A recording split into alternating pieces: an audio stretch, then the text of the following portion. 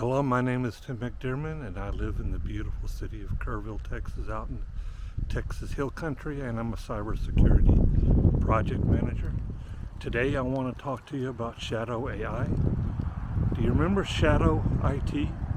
When employees started using storage like Dropbox, etc. online and putting personal and potentially secure information out there in the cloud? That's similarly what now is happening with Shadow AI.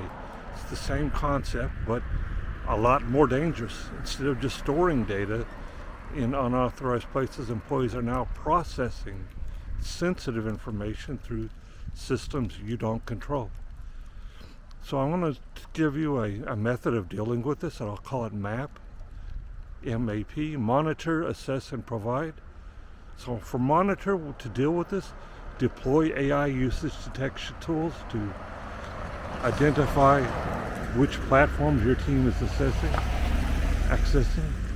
A is assess, evaluate the business value that these tools are providing and the risk of each of the tools that are being used.